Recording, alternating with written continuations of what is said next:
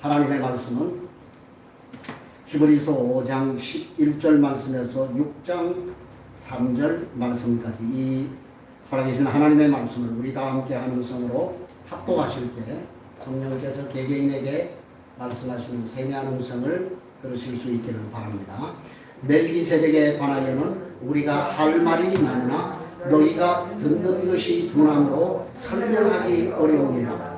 때가 오래되었으므로 너희가 마땅히 선생이 되었을 터인데 너희가 다시 하나님의 말씀의 초보에 대하여 누구에게 받아야 할 처지이니 단단한 음식은 못 먹고 젖이나 먹어야 할 자가 되었도다. 이는 젖을 먹는 자마다 어린아이니 의의 말씀을 경험하지 못한 자요 음식은 장성한 자의 것이니 그들은 지각을 사용함으로 연단을 받아 선악을 분별하는 자들이니라. 그러므로 우리가 그리스도의 도의 초보를 버리고 죽은 행실을 회개함과 하나님께 대한 신앙과 세례들과 안수와 죽은 자들의 부활과 영원한 심판에 관한 교훈의 털을 다시 닦지 말고 완전한 대로 나아가라. 하나님께서 허락하시면 우리가 이것을 하리라. 아멘. 할렐루야. 예전에 제가 어떤 집사님이 사모님을 통해서 저에게 목사님 설교가 너무 좀 어렵습니다. 그래서 어려워서 듣기가 좀 힘듭니다. 라고 그렇게 저에게 전해준 그런 적이 있었습니다. 그래서 제가 많은 생각을 했죠. 어휘 선택이 좀 너무 이렇게 좀 힘들었나. 그래서 좀 어휘 선택을 좀 더 쉬운 어휘를 선택해서 설교를 해야 되나. 이런 생각을 또 했고요. 그 다음에 좀 설교가 너무 신학적이다. 그래서 강의하는 것 같다. 이런 식으로 해서 그래서 좀 더 쉽게 설교를 해야 되겠다고 그렇게 좀 많은 고민을 했던 적이 있습니다. 지금 이제 돌이켜서 생각해 보면 그 모든 그 설교가 어렵고 힘들었던 1차적인 책임은 설교자인 저에게 있는 것이죠. 하지만 제가 이 본문을 제가 준비를 하면서 여러분들이 오늘 제 설교를 들으시면 여러분들이 제 설교뿐만이 아니고 어떤 목사님의 설교를 들어도 만약에 여러분이 듣는 그 설교가 어렵게 느껴진다고 한다면 오늘 여러분이 왜 어렵게 느껴지는지에 대해서 여러분이 해답을 얻을 수 있어야 돼요. 오늘 저는 그 문제에 대해서 해답을 여러분들에게 드리기를 원하는 것입니다. 결론을 말씀드리면 이런 거예요. 듣는 것에 문제가 있다는 거예요. 자, 이것이 굉장히 우리에게 중요한 것이죠. 그러니까 다른 듣는 것에 문제가 있다고 하는 것은 결국 설교를 듣는 사람의 영적인 상태가 굉장히 중요하다는 것입니다. 여러분 대체적으로 여러분들이요 은혜 받았다라고 이렇게 생각이 들 때는요 여러분의 영적인 상태가 심령의 상태가 굉장히 고와요. 여러분의 심령 상태가 굉장히 충만해요. 은혜로워요. 그럴 때는요 어떤 설교를 여러분이 받아도요 다 아멘이 돼요. 그런데 여러분의 영적인 마음 상태가 길가와 같다든지 돌짝밭과 같다든지 가시밭과 같다든지 이런 심령이 될 때 어떤 설교를 여러분이 들어도 그것이 내게 잘 둔하게 들려지지 않는다라고 하는 것입니다. 또 설교가 듣는다고 해도 이걸 조금 비틀어서 듣는 거예요. 결국 여러분 오늘 우리에게 있어서 굉장히 중요한 것은 물론 설교자에게도 일정 부분 문제가 있겠습니다만은 듣는 사람의 심령 상태가 굉장히 중요하다고 하는 사실을 우리에게 잘 보여주는 것입니다. 이것은 마치 그런 것입니다. 우리가 여러분 초등학생에게 철학을 얘기할 수 있겠습니까? 미적분을 가르칠 수 있겠습니까? 절대 그럴 수 없죠. 아이들이 절대로 이해할 수 없는 것과 같은 이치라고 할 수가 있는 것입니다. 물론 여러분 교회를 처음 나온 초신자라면 당연히 설교가 어렵죠. 어휘도 그렇고 그죠? 단어도 생소한 단어이기 때문에 설교가 어렵게 느껴지는 것은 당연한 이치가 아니겠습니까? 그죠? 그런데 문제는 신앙생활한 지 10년, 20년, 30년, 40년이 되었는데도 설교가 어렵다. 힘들다. 듣기가 무슨 얘기인지 모르겠다. 이것은 설교자의 문제라기보다는 듣는 사람의 그 마음 상태가 더 중요하다는 사실을 우리에게 보여주는 것입니다. 그래서 오늘 여러분 우리는 내게 있어서 오늘 그래서 제목이 뭡니까? 제목이 뭡니까? 듣는 것에 문제가 없습니까? 그러니까 나는 듣는 것에 문제가 없느냐? 이건 뭐 청각 얘기를 지금 하는 게 아니죠. 그래서 오늘 여러분이 이 말씀을 통해서 나의 영적인 문제가 듣는 것에 어떤 문제점을 가지고 있는지 말씀을 통해서 해답을 얻으시기를 주님의 이름으로 간절히 부탁드립니다. 자, 우리는 지난 시간 히브리서 저자가 10절까지의 5장 10절까지의 말씀에서 우리의 큰 대제사장 되시는 예수 그리스도께서 멜기세덱의 반차를 따르는 대제사장이 되셨다. 이렇게 말씀을 했습니다. 그죠? 자, 그러면 당연히 우리가 이 문맥상으로 볼 때 무슨 말이 나와야 될까요? 예수님이 멜기세덱의 반차를 따르는 대제사장이 되셨다. 그러면 무슨 얘기를 해야 돼요? 멜기세덱에 대해서 얘기해요. 예수님이 멜기세덱의 반차를 따른 계율을 따르는 대제사장이 되었다고 하니까 그래서 예수님이 왜 멜기세덱의 반차를 따르는 대제사장이 되셨는지에 대해서 쭉 설명을 해야 되잖아요. 그죠? 그런데 지금 그렇게 말하고 있지 않아요. 11절 말씀에서 뭐라고 지금 저자가 얘기를 합니까? 엉뚱하게 지금 그렇게 얘기합니다. 멜기세덱에 관해서는 내가 뭐가 많다? 할 말이 굉장히 많은데 근데 결국 뭐예요? 지금 못한다는 얘기예요. 멜기세덱에 대해서 너희들한테 할 수가 없다는. 왜요? 할 수 없는 이유가 뭐라고요? 너희들이 듣는 것이 둔하게 되었어. 그러니까 알아듣지 못한다는 거예요.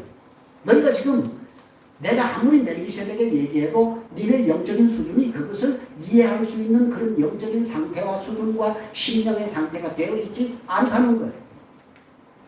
자, 여러분. 그러니까 이건 굉장히 여러분 중요한 사실이죠. 자, 물론 여러분 이제 7장에 가면 멜기세덱에 대해서 집중적으로 이제 우리에게 다시 설명을 이 저자가 하고 있어요. 그러니까 결국 무슨 얘기입니까? 그러나 지금은 너희가 너희들의 그 영적인 그러한 수준이나 상태로는 이해하기 어렵기 때문에 지금 너희 영적인 상태를 다시 점검해서 묵은 밭을 기경해서 말씀을 들을 때에 그것이 이해가 될 수 있도록 심령을 기경하라고 하는 거예요.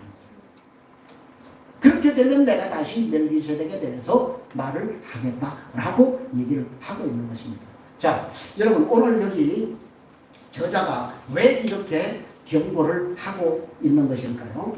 자, 너희가 그렇게 계속 영적 미숙함의 상태에 머물러 있으면 너희들이 어떻게 된다는 거예요? 흘러 떠내려간다는 거예요. 그렇죠? 그러므로 너희가 어떻게 하라는 거예요? 너희 마음밭을 기경해서 흘러 떠내려가지 않도록 그리고 너희 마음이 완고해지지 않도록 그렇게 계속해서 너희 마음을 계속해서 점검하고 살피라고 얘기를 하고 있는 것입니다. 그래서 여러분 제가 이 히브리서의 특징을 여러분에게 뭐라고 말씀을 드렸습니까? 일정 주제를 얘기하고 그 주제가 끝나는 시점에 그 주제를 가지고 다시 권면의 말씀을 하는 그런 인클루지오라고 하는 그런 기법을 사용하고 있다. 이게 그 권면의 부분이 이 짧은 10장 가운데 무려 5차례가 나와요. 5차례. 자, 그죠? 우리가 벌써 2차례를 다 봤잖아요. 어디에서 우리가 봤습니까? 1차가 어디입니까? 2장 1절에서 4절 말씀에서 첫 번째 권면을 하지 않았습니까? 그죠? 그 얘기를 하면서 뭐라고 얘기합니까? 너희가 흘러 떠내려가지 않도록 그리스도를 굳게 붙잡으라 라고 얘기를 했죠. 그 다음에 두 번째 권면이 어디였습니까? 3장 12절에서 19절 말씀에서 너희 심령을 뭐 하지 말라? 완고하게 하지 마라. 완악하게 하지 마라. 강팍하게 하지 말라고 그렇게 우리에게 경고를 하고 있지 않습니까? 그죠? 자, 그리고 이제 지금 이 오늘 본문에서 5장 11절에서 장장 어디까지가 권면이냐 하면 6장 20절까지. 그리고 7장부터 다시 멜기세덱에 대해서 집중적으로 이제 이 저자가 풀어가는 거예요. 그래서 5장 11절에서 6장 전체가 전부 무슨 이제 장이라고요? 권면의 장이라고요. 그만큼 지금 이 저자가 이 히브리 독자, 이 수신자들에게 권면을 자주 하고 있다는 사실을 보여주고 있는 것입니다. 그러니까 결국 너희들이 그 영적인 미숙함의 상태에 그것을 개선하고 다시 발전시키고 그렇게 해서 너희들이 성장해 가지 않으면 결국은 너희들은 마음이 완고해져서 완악해져서 결국은 흘러 떠내려갈 수밖에 없다. 그러면 뭘 못 누린다는 거예요? 안식을 누릴 수가 없다는 거예요. 여러분 우리의 신앙의 궁극적인 목적이 뭐라고요? 안식 아니에요. 안식. 그렇죠? 그래서 이미 그 안식에 대해서 우리에게 쭉 장황히 설명했잖아요. 창세기 2장의 안식을 원형을 얘기를 했고, 그죠? 그 다음에 제7일 안식일에 대해서 우리에게 얘기를 했고, 그죠? 그 제7일 안식일, 그 다음에 여러분 이런 모든 것들은 전부 뭐라고요? 그림자라고요. 그림자. 그 우리가 누릴 안식은 뭐야? 구원을 통한 영원한 안식을 우리가 저 천국에서 누리는 것. 그게 여러분 우리의 신앙생활에 우리를 구원하신 궁극적인 목적이라고요. 우리는 안식을 얻기 위해서 지금 신앙생활을 하고 있는 거란 말이에요. 근데 여러분이 그렇게 하지 않으면, 자라가지 않으면, 성장하지 않으면 결국은 여러분이 어떻게 된다는 거예요? 그 안식에 들어가지 못한다는 거예요. 이건 여러분 굉장히 심각한 그러한 모습으로 여러분이 생각을 하셔야 되는 거예요. 그러니까 우리가 결국은 성장하지 않고 자라지 않고 계속해서 퇴보한다든지 아니면 머물러 있는다든지 우리의 신앙이 완고해진다든지 흘러 떠내려가는 그런 신앙의 상태에 놓여 있게 되면 결국 우리가 어떻게 된다는 거예요? 배교의 위험에 빠지게 된다. 배교, 다른 말로 변절, 다른 말로 세상에 그냥 간다는 거예요. 그러면 뭐예요? 구원이 취소될 수 있다는 거예요, 여러분. 굉장히 무서운 말씀이 여러분 아닐 수가 없습니다. 그래서 계속해서 지금 히브리서 저자가 우리에게 뭘 얘기하는 것입니까? 이제 다음 주에 말씀을 드리겠습니다만은 이제 우리가 한번 비침을 받고 구원을 받고 성령의 은혜를 입고 엄청난 그런 이적과 기적과 표적을 여러분이 그런 경험을 누렸다 하더라도 여러분이 그곳에 머물러 있고 성장하지 않고 퇴보한다면 여러분은 다시 회개할 기회가 없다고 합니다. 굉장히 무서운 말씀을 사실은 이 히브리서가 우리에게 하고 있는 것입니다. 그래서 어떤 분들은 이렇게 얘기합니다. 신앙생활이 이렇게 재미가 없다고. 신앙생활을 재미로 합니까? 예배가 지겹다. 은혜가 안 된다. 왜 그럴까요? 왜 그럴까요? 왜 여러분 예배에 기쁨이 없을까요? 감격이 없을까요? 뭐가 문제일까요? 예배가 문제일까요? 무슨 막 드라마도 하고 막 눈물 콧물 빼고 하는 이런 뭐 그냥 여러 가지 그냥 뭐 프로그램이나 막 이런 것들이 있어야 우리가 뭐 그냥 눈물 콧물 빼고 그러면 그게 여러분 그게 예배를 잘 드린 겁니까? 그런 거 아니에요, 여러분. 그래서 여러분이 어떤 뭐 정말 감동이 되는 그런 여러분 드라마를 만약에 여러분이 여기에서 봤다고 한들, 그래서 눈물을 흘렸다 한들 그것이 여러분의 영적인 상태에 무슨 유익을 주겠냐 그 말. 찰나적인 감정적인 그런 것을 여러분이 기대해서는 안 된다고 하는 거예요. 우리는 예배 그 자체에서 여러분이 감동이 있어요. 기쁨이 있어야 돼요. 기다림이 있어야 돼요. 설렘이 있어야 돼요. 사모함이 있어야 된다. 그런데 그냥 예배 드리나 보다, 그냥 기도하나 보다, 그냥 찬송하나 보다. 왜 그럴까요? 내가 지금 영적으로 뭐예요? 병들었다는 거예요. 여러분 우리가 그런 상태가 되면 보세요. 자, 우리가 몸이 좀 이상해요. 그러면 어디 가야 돼요? 병원에 가잖아요. 병원에 가고 어디 여러분 뭐 이상한 데 갑니까? 아니잖아요. 몸이 아프고 육체적으로 여러분 이상이 있으면 당장 병원에 가. 왜요? 정확한 진단을 해야 되니까. 내가 의사가 아니니까 어디가 어떻게 아픈지 바른 진단을 내려야 그 바른 진단을 통해서 우리가 뭘 받는 거예요? 처방을 받는 거 아니에요. 그렇죠? 그래서 우리가 병원에 가는 거예요. 그렇죠? 오늘 교회는 뭐예요? 영적인 병원이라고 얘기할 수 있죠.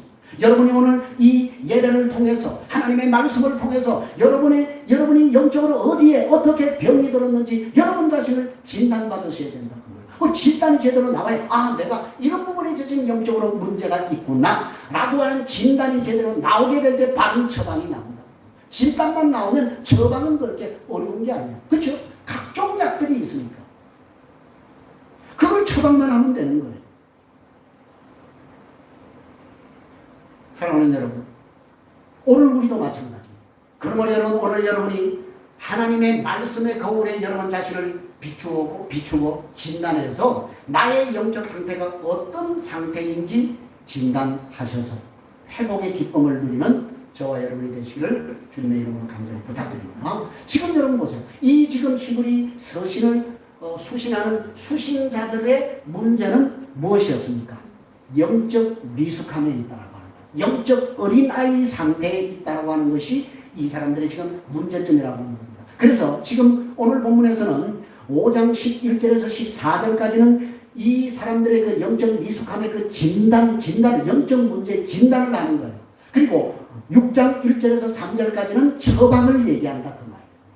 그리고 우리는 오늘 이 11절에서 14절까지 영적으로 진단을 받고 나는 내가 어디에서 지금 문제가 있는지 여러분 자신을 진단을 하시고 그 다음에 6장 1절에서 3절까지 처방을 해야 되는 그 처방을 따라 여러분이 순종하시면 회복이 될 줄로 믿습니다.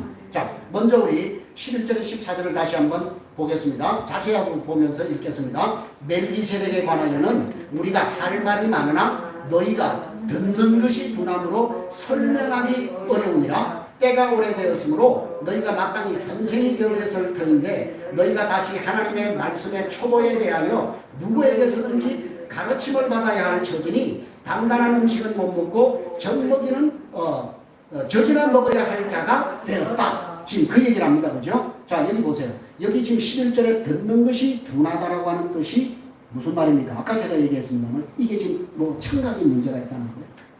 귀지가 많아서 듣는 이 귀눈이 좀 어두워서 잘 못 듣는다 그 얘기입니까? 지금 그 얘기를 하는 것이 아니지 않습니까? 한마디로 얘기하면 듣는 것에 무관심하다는 거예요. 여러분 이게 굉장히 큰 병입니다. 여러분이 영적으로 성장하지 못하는 가장 중요한 문제 가운데 하나가 영적 무관심. 별로 관심이 없다니까요.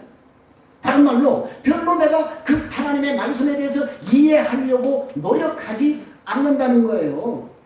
그래서 지금 뭐라고 얘기합니까? 아니 지금 너희들의 지금 그 영적 수준이나 상태는 어떤 상태가 되어야 마땅하다? 그렇죠. 너희가 믿은 지가 오래되어서 마땅히 다른 사람을 가르치고 지도해야 될 선생의 위치에 있는 신앙의 경륜이다. 그 얘기를 합니다. 자, 여러분 여기 앉아있는 여러분 가운데 젖 먹어야 될 지금 신앙한 사람 손 들어보세요. 아무도 없어요. 최소 여러분은 지금 10년, 15년, 20년 신앙생활을 다 한 사람. 그러면 여러분은 마땅히 지금 무슨 상태가 되어야 된다고요? 다른 사람을 가르치고 다른 사람을 지도하고 다른 사람에게 복음을 전하고 다른 사람에게 권면하고 다른 사람을 정말 이제 그리스도의 제자로 만들 수 있는 그런 선생이 되어야 마땅하다 그 말이에요. 여러분 지금 그러고 있냐? 지금 그 얘기하는 거예요. 그죠?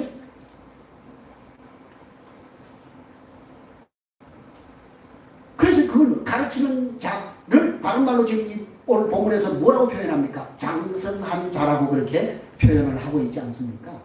장성한 자가 되어야 마땅한데 너희는 아직도 그 단단한 음식을 먹는 장성한 자가 되지 못하고 저지나 먹는 어린아이와 같다 라고 지금 책망을 하고 있는 거예요. 그리고 12절에서 때가 오래되었다라고 하는 말은 바로 그리스도인이 된 지 오래되었다, 예수 믿은 지 오래되었다 그런 말이 아니냐 그 말이에요. 그럼 여러분 이런 사람들의 특징이 뭔지를 우리 좀 몇 가지로 살펴보겠습니다. 영적으로 미숙한 자, 영적으로 어린아이들의 특징이 뭔가요? 첫째는 듣는 것이 미숙하다라고 하는 거예요. 듣는 것이 미숙하다. 자, 11절에 듣는 것이 둔하다라고 하는 그런 단어가 나오죠. 신약 성경에서 딱 2번 사용했어요. 전부 히브리서에서 사용했어요.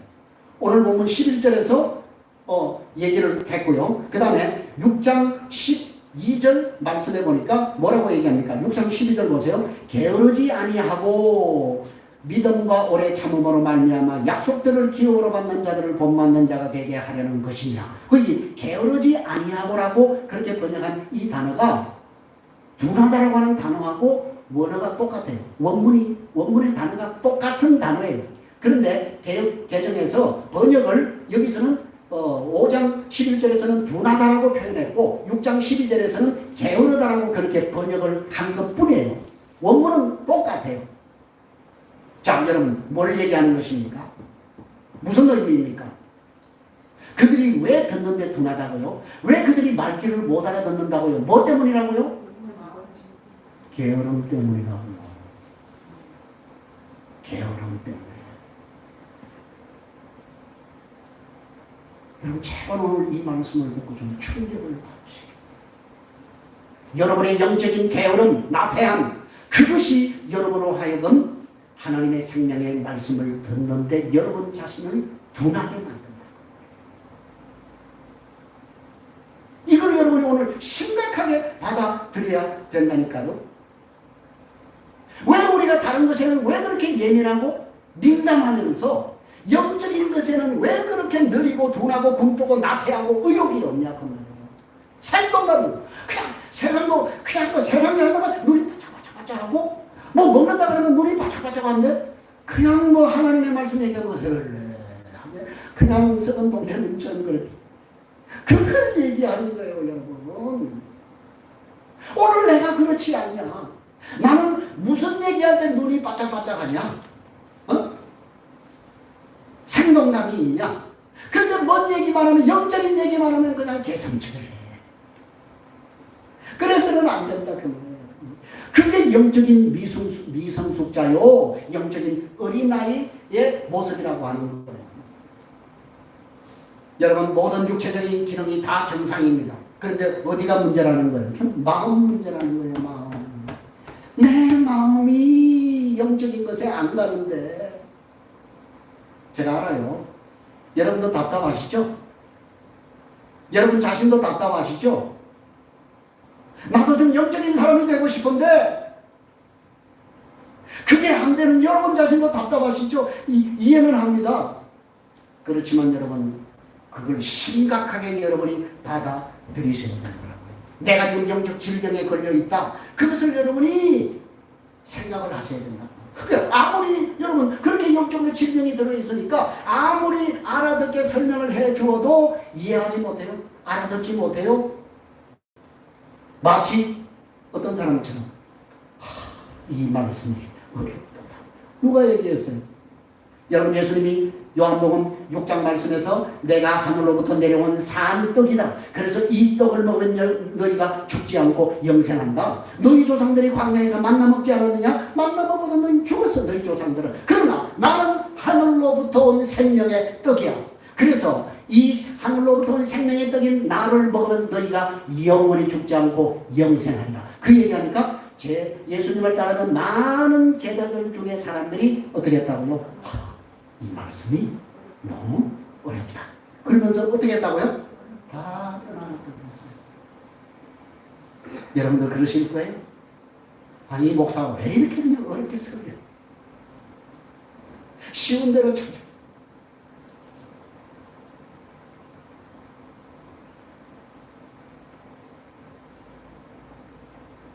사랑하는 여러분, 왜 그리스도인이 듣는데 둔하다고요? 듣는 것에 내가 창념하고 유념하고 그 일을 위해서 내가 열심을 내지 못하기 때문에 게으르고 나태하기 때문에 결국 우리의 듣는 것이 둔해질 수밖에 없다는 사실을 기억하셔야 됩니다. 그래서 바울도 우리에게 뭐라고 합니까? 우리에게 뭐라고 얘기합니까? 우리가 주를 섬길 때 어떻게 섬기라고요? 게으르지 말고 열심을 품고 주를 섬기라고.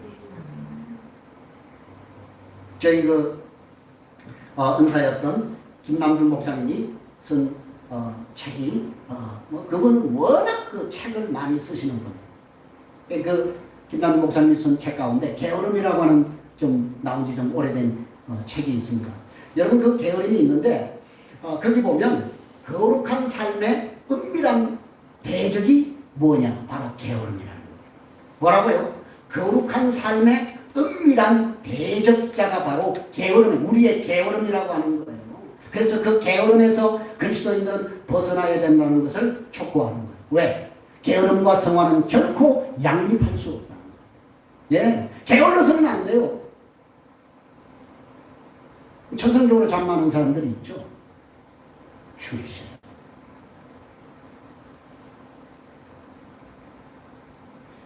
여러분이 영적으로 게을러서 듣는 것에 둔하다면 정말 하나님 앞에 참여하는 심령, 여러분이 사순절이 가기 전에 정말 하나님 내가 영적으로 게을러서 말씀을 듣는 것에 둔한 저를 회개합니다.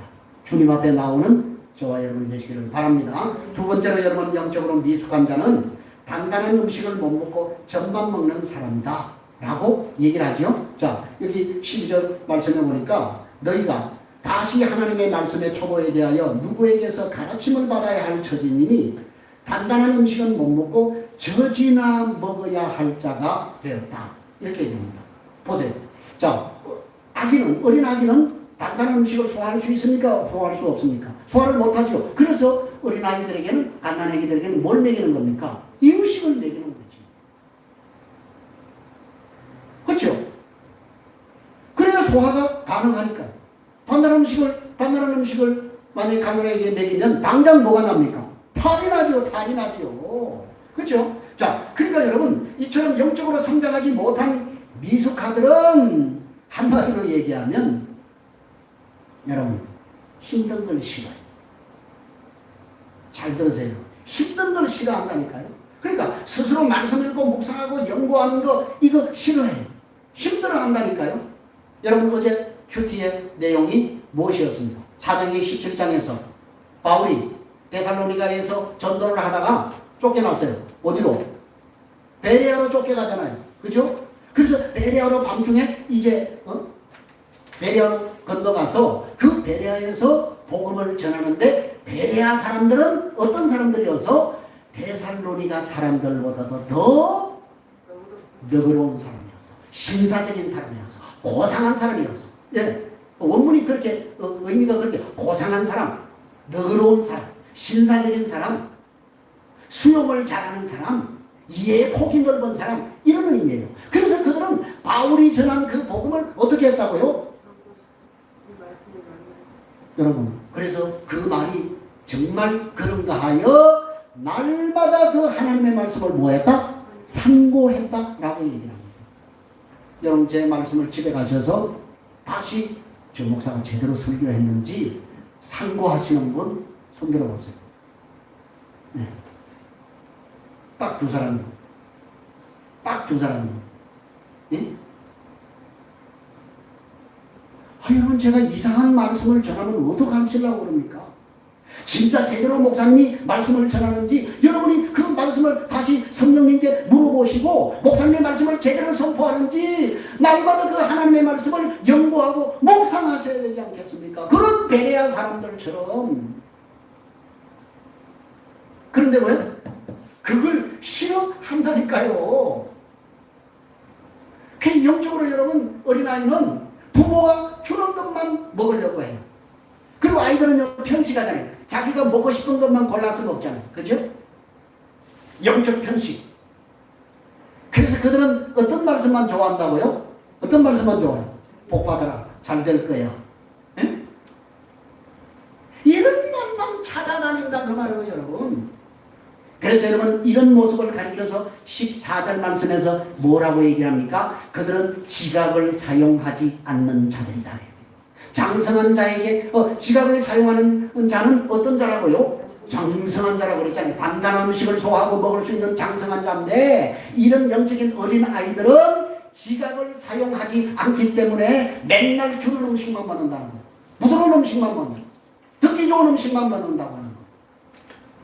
여러분 그런 신앙을 가지고는 결코 여러분이 장성한 자의 분량에까지 충만한데 이룰 수 없다는 사실을 우리에게 보여주는 거예요. 지각을 사용하지 않는다는 말은 다른 말로 표현하면 영적 분별력이 없다는 거예요. 영적으로 분별하지 못한다는 거예요. 그러면 여러분, 아니 이게 지금 사탄이 얘기하는 건지 성령님이 얘기하시는지 그것도 분별하지 못하는 영적으로 둔한 사람이 된다 그 말이에요. 그게 영적 어린아이예요. 분별하지 못하죠. 그래서 아이들은 아무거나 막 집어먹잖아. 그죠? 그래서 탈이 나잖아요. 어른들은 그렇죠. 장성한 자는 이건 내가 먹어야 될 것인지 먹지 말아야 할 것인지를 분별하는 지각을 사용할 수 있잖아요. 그런데 여러분, 우리가 영적으로 유아가 되면, 미숙자가 되면 분별이 안 된다 그 말이에요.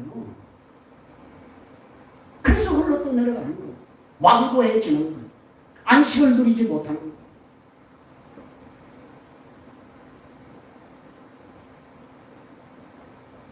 여러분 보세요. 우리가 어른이 되어도 마찬가지예요. 첫째는 우리나라의 문제점이 뭐냐? 어떤 사람들은요, 정부에서 주는 지원금에만 무슨 올빼미처럼 그냥 눈이 땡그래가지고 이놈의 정부가 나한테 뭘 안 주나 이것만 쳐다보고 있는 사람들이 너무 많다는 거예요. 물론 여러분, 몸이 불편해서 장애가 있어서 자활할 수 있는 그런 근로할 수 있는 능력이 없는 자들을 정부에서 그 사람들을 지원하고 그 사람들의 생계를 책임지는 거 있어요. 예, 그럼요. 당연하죠. 그런데 뭐가 문제라는 거예요? 사지백체가 멀쩡한 사람들이 정부만 쳐다봐. 이 영적인 유아다. 영적으로 보면 그렇다. 맨날 여러분 제가 주는 설교만 여러분 먹을 것입니까? 여러분이 먹으세요. 여러분이 연구하세요. 여러분이 교태하세요. 여러분이 묵상하세요. 제가 여러분에게 주는 음식보다도 여러분이 스스로 묵상하고 여러분이 스스로 기도하고 여러분이 스스로 연구해서 하나님이 여러분에게 주는 그 기쁨은요, 제가 여러분에게 주는 기쁨보다도 1000배 만배가 더 좋다니까요. 여러분. 그 기쁨을 맛보시라는 거예요. 여러분 모두가 단단 음식을 먹고 다른 사람을 세울 수 있는, 섬길 수 있는 자로 성장하기를 주님의 이름으로 축복합니다. 그리고 세 번째로 영적으로 미성숙한 자는 부담스러운 것도 싫어요. 어떤 사람들은 그렇게 얘기하대요. 이런 기독교는 왜 부담을 이렇게 많이 주는지, 그래서 기독교가 싫다고 이렇게 얘기하는 사람들도 있더라고요. 그러면서 그냥 기독교는 너무 부담을 많이 줘서 그래서 천주교로 간다고. 예배가 너무 부담이 된다나? 헌금이 너무 부담이 된다나?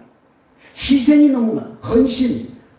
그다음 왜 헌신, 희생, 십자가 뭐 이런 얘기를 해서 도대체 이놈의 기독교는 왜 이렇게 부담을 주는지 모르겠다고.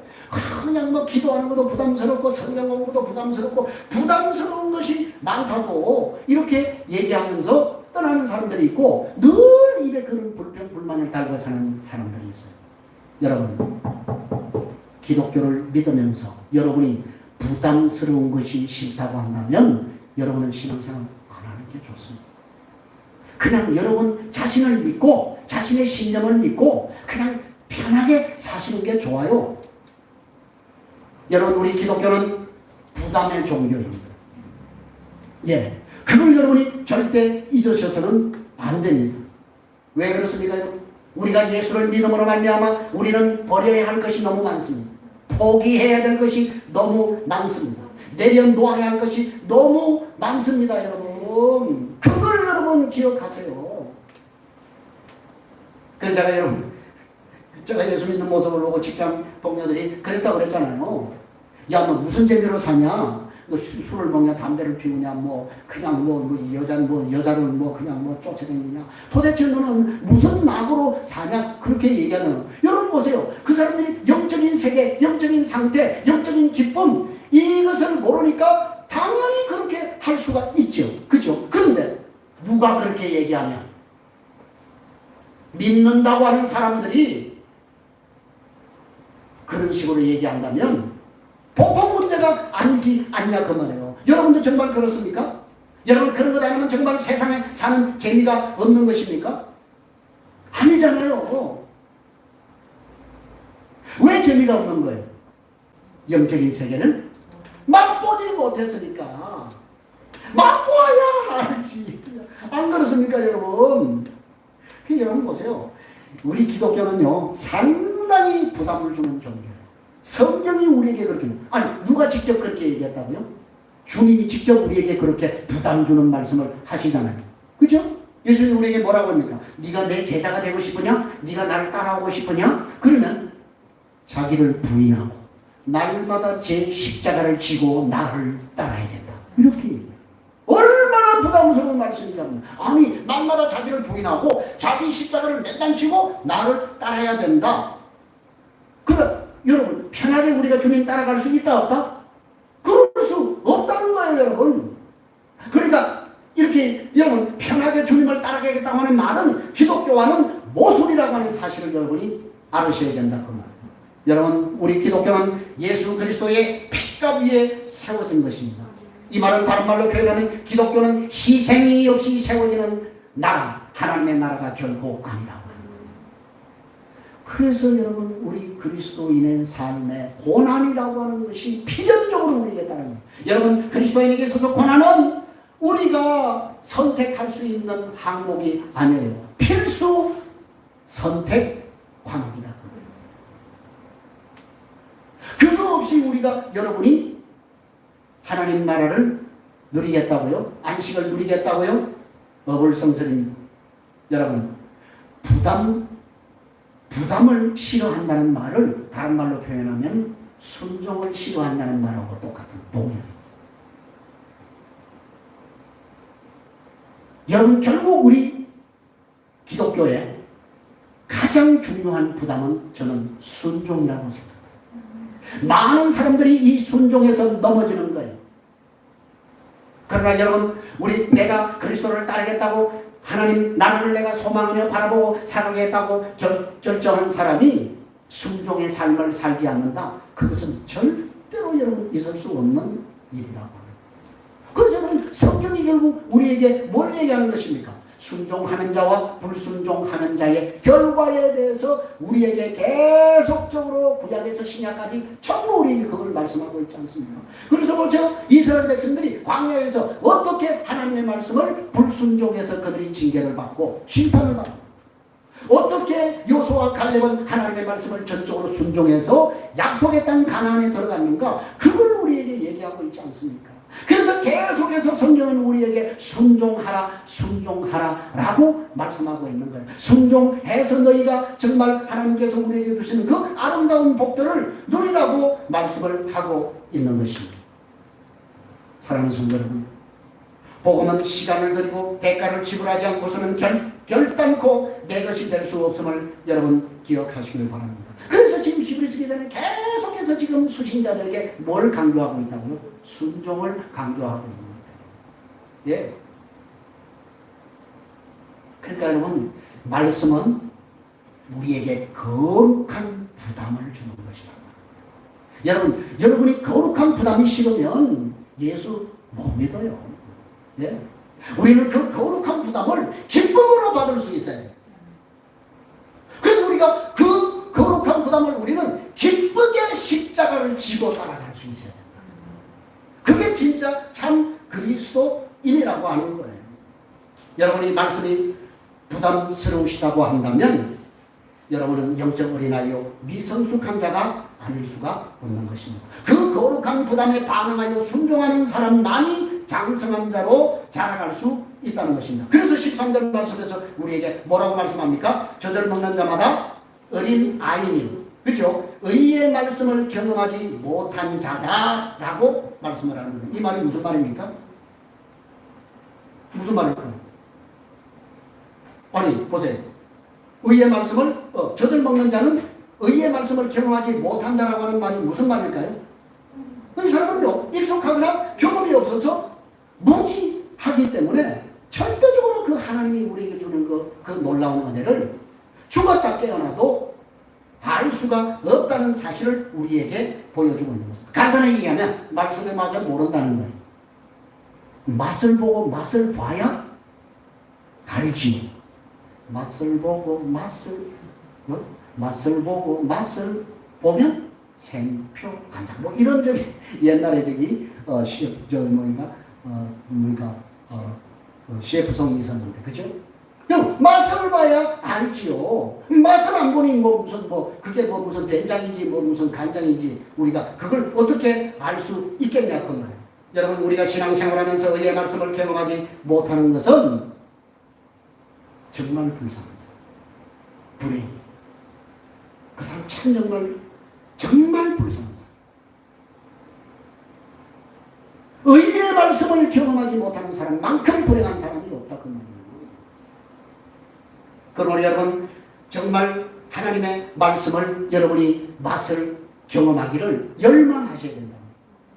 그 여러분, 이런 사람은요, 시편 기자가 뭐라고 얘기합니까? 하나님의 말씀은 얼마나 단지 뭐보다 달다? 송이꿀보다 더 달다. 맛이 얼마나 단지 이런 말씀이 이해가 될까요, 안 될까요? 이해가 전혀 안 되죠. 맛을 봤어요. 무슨 하나님의 말씀이 정말 송이꽃 같은 그래서 그 깨달음에 그냥 막 할렐루야 놀렐루야 하면서 그냥 막 기쁘게 춤을 추고 그냥 이런 감정이 여러분에게 있어야 된다 그 말이에요. 그 말씀의 맛이 너무 좋아서. 그러므로 여러분이 정말 그 하나님의 말씀의 맛을 여러분이 느끼지 못한다고 하면 여러분 애통하셔야 돼요. 통곡하셔야 돼요. 부끄러워하셔야 돼요. 그럼 여러분, 그걸로 끝입니까? 아니죠? 오늘 히브리서 저자는 영적 어린아이 미성숙 상태에 있는 자들에게 내리는 처방을 우리에게 제시합니다. 그게 뭡니까? 결론적으로 얘기는 장성한 자로 서라는 것입니다.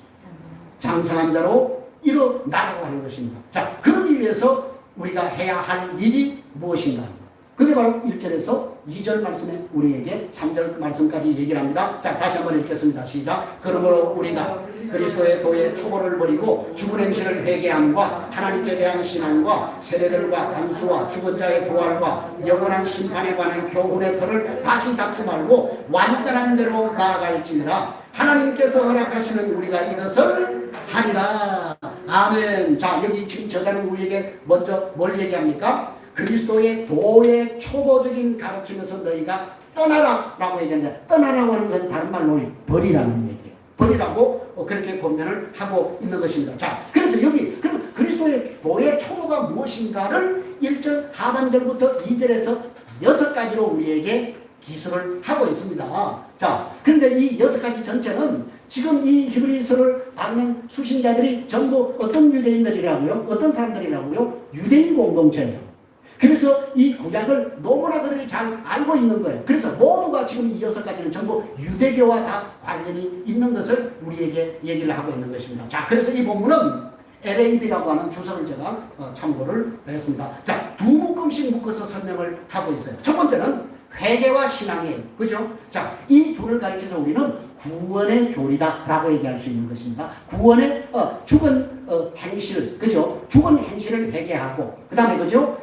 그 신앙을 우리에게 하나님에 대한 신앙을 얘기하잖아요, 그죠? 그래서 이 두 말씀은 구원의 교리를 우리에게 설명하고 있다는 것이죠. 자, 여기서 죽은 행실이 뭘까? 죽은 행실이라고 하는 것은 죽음과 죄를 유발하는 우리의 행동들, 행실들, 그것을 가리켜서 지금, 그래서 다른 말로 표현하면 우리의 양심을 더럽히는 그런 행위, 행동들, 그것을 가리켜서 우리가 죽은 행실들이라고 얘기할 수가 있는 것입니다. 자, 예를 들면 우리가 살인, 간음, 도둑질, 우상숭배, 부도덕한 삶, 외식, 표리부동, 시기, 교만, 수군거림, 이런 것들이 전부 우리를 어디로? 죽음으로 몰고 가는 행실들이다 그 말이에요. 이걸 어떻게 얘기한다고요? 버리라는 거예요. 그죠? 자, 보세요. 그러니까 이런 행실들은 전부 누가 좋아하는 것들이에요? 마귀가 좋아하는, 세상이 좋아하는 것들이다 그 말. 그죠? 자, 그 다음에 회개는 뭐예요? 회개는 여기 단회적인 사고로 온전한 돌이킴을 얘기하는 거예요. 그냥 단순 내가 하는 잘못해서 이런 얘기가 아니고요. 성경에서 말하는 회개라고 하는 것은 완전히 턴하는 걸 얘기하는 거예요. 완전히 돌이키는 것을 얘기하는, 다시 그 행동을 하지 않는 것을 우리에게 얘기를 하는 거예요. 그러니까 돌아서서는 다시 돌아서서 그 방향으로 가면 안 되고 어떻게 된다고요? 반대 방향으로 바른 길로 걸어가야 되는 거. 그것이 뭐라고요? 진짜 회개라고 하는 거예요. 회개해놓고 그 다음날 또 그냥 그런 행동을 하고 그렇게 하지 말고 흔들리지 않는 거, 그죠? 그걸 우리가 회개라고 그렇게 말씀드릴 수가 있는 것입니다. 자, 그 다음에 두 번째로는 세례들과 안수입니다. 그죠? 이 세례들과 안수는 이 둘은 공동체 의식을 우리에게 얘기하고 있습니다. 다시 말로 교회 생활을 얘기하고 있는 것이죠. 자, 원래 여러분 세례는 개인이 받는 거잖아요.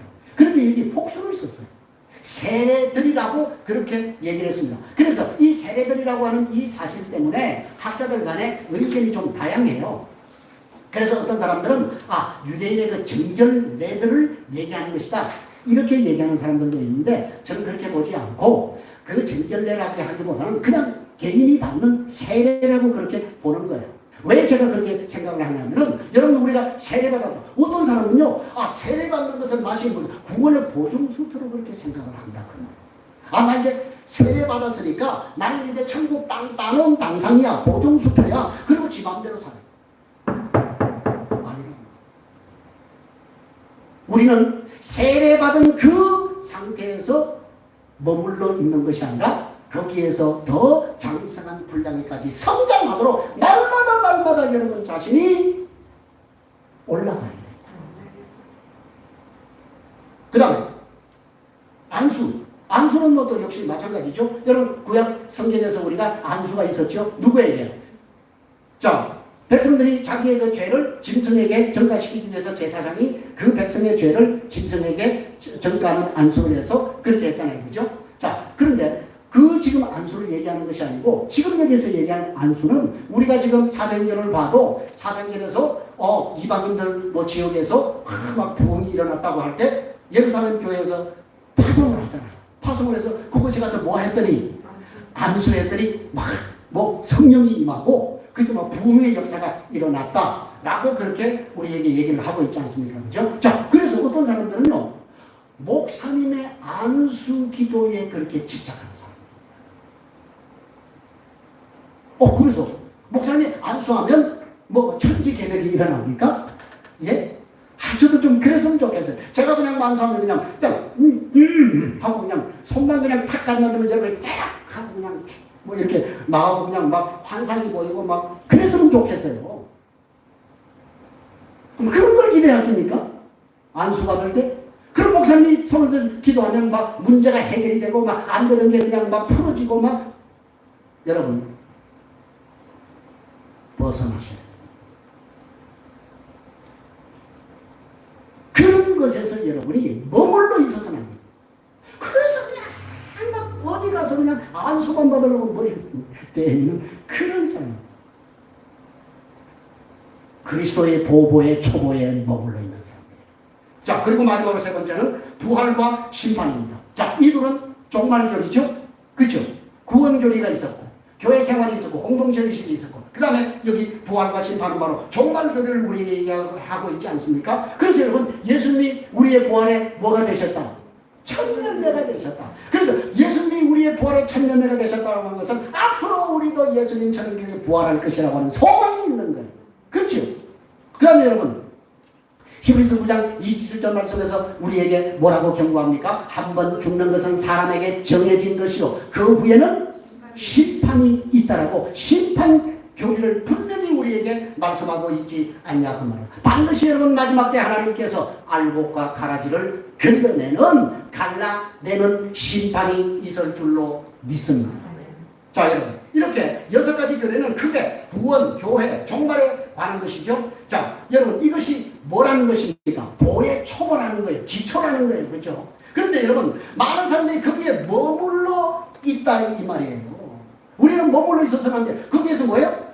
자라가라는 거예요. 성장해 가야 된다는 거예요. 어디까지? 장성한 자의 분량에까지 자라가야 된다라고 얘기를 하고 있는 것입니다. 자, 여러분, 제가 물어보겠습니다. 여러분, 구원의 확신이 있습니까? 여러분, 구원의 확신이 있습니까? 그러면 여러분이 구원의 확신이 있으면 여러분이 가지고 있는 그 구원의 확신을 다른 사람에게 얘기할 수 있냐고요. 그래서 그 사람에게 구원의 확신을 심어주고 그 사람을 영접시킬 수 있는 그런 능력이 여러분에게 있냐고 말해요. 여러분, 사죄의 확신이 있었습니까? 그러면 사죄받은 그 확신을 여러분이 누리는 거 좋습니다. 그러면 누리는 그 사대의 확신을 다른 사람에게도 얘기할 수 있어야 된다 그 말이에요. 소개할 수 있어야 된다 그 말이에요. 그리고 부활에 대해서 심판에 대해서 여러분만 아는 것에서 그치는 것이 아니라 다른 사람에게도 그것을 설명해 줄 수 있어야 된다 그 말이에요. 그런데 여러분 나 다른 사람에게 얘기만 하려고 하면 그냥 입이 그냥 셔터마우스 말문이 안 열려. 설명을 할 수가 없어. 우리는 그러한 것들을 다른 사람에게 자유자재로 언제 어디서 어떤 사람을 만나든지 복음을 전하고 그 사람에게 구원의 확신을 심어주고 사죄의 확신을 심어주고 승리의 확신을 심어주고 또 그리고 하나님의 그 임재 확신, 동행하시는 확신, 승리의 확신 이런 것들을 우리는 다른 사람에게 말해줄 수 있는 사람, 그 사람이 성숙한 그리스도인이요 장성한 그리스도인이라고 하는 거예요. 그래서 여러분 오늘 여기 본문 말씀에서 뭐라고 얘기합니까? 우리를 어디까지 나가라? 완전한 대로 나아가라 라고 얘기했죠. 그런데 여러분 여기 완전한 대로라고 하는 단어는 15장 14절에 장성한 자라고 하는 단어가 있죠. 원문이 똑같아요. 똑같은 단어예요. 그런데 지금 여기에서 뭐라고 얘기했다고요? 자, 장성한 자라고 하는 것은 완전한 자라고 하는 것은 장성한 자로 성장하는 거, 그것을 우리는 완전한 자라고 그렇게 성경이 표현하고 있다는 사실을 보여주고 있는 것입니다. 그러니까 한마디로 성도는 머물러 있어서는 안 된다. 도의 조모에 머물러 있어서는 안 된다. 내 하나 구원받은 이걸로 여러분이 만족해서는 안 된다는 말이에요.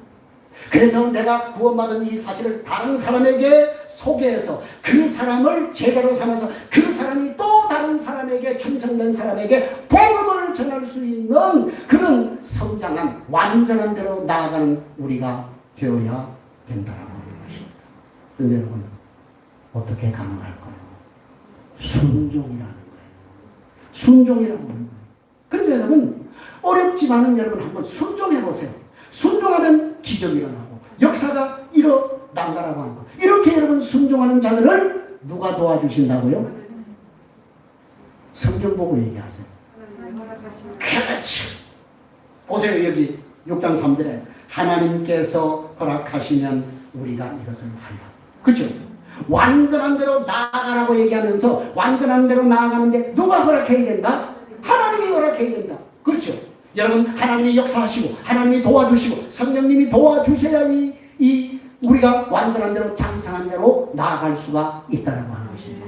그러면 여러분 저와 여러분이 정말 그리스도 예수의 장성한 분량에까지 충만한데 이르는 저와 여러분이 되셔서 여러분이 흘러 떠내려가는 자가 아니라 주님이 우리에게 궁극적으로 주시기를 원하시는 이 안식의 기쁨을 누리는 저와 여러분이 되시기를 주님의 이름으로 간절히 부탁드립니다. 기도하겠습니다.